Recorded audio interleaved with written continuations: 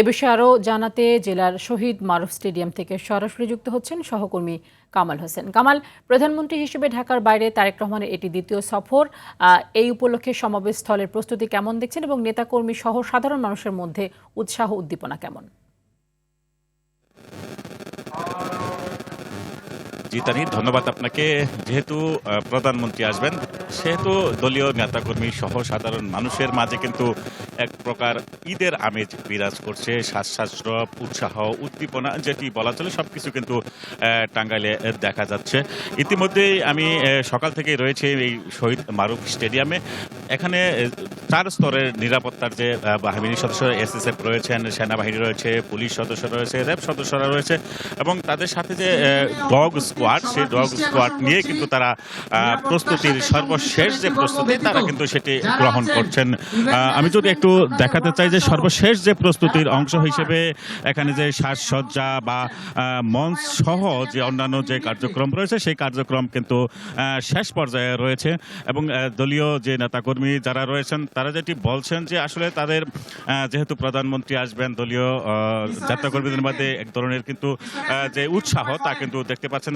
আমি সকাল থেকে এখানে যতটুকু দেখেছি যে আসলে এখানে তার ও টেলিযোগাযোগ মন্ত্রী এসেছিলেন, কৃষি মন্ত্রী ছিলেন, প্রাণী সম্পদ প্রতিমন্ত্রী ছিলেন এবং ক্রীড়া প্রতিমন্ত্রী।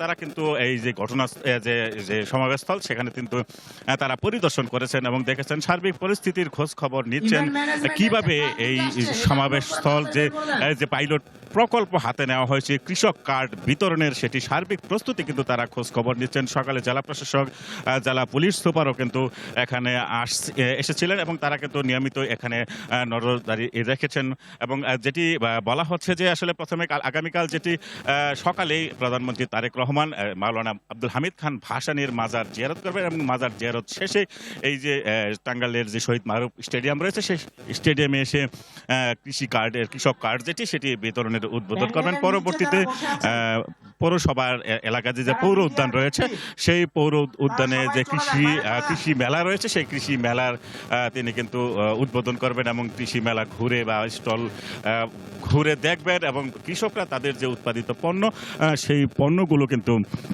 সেখানে তুলবেন সেই স্টলগুলোতে।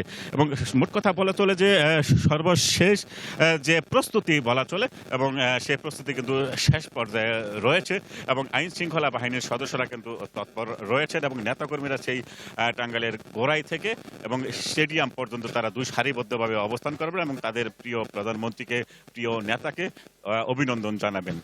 এতটুকু ছিল টাঙ্গাইলের শহীদ মারুফ স্টেডিয়াম থেকে। তানি, ধন্যবাদ আপনাকে।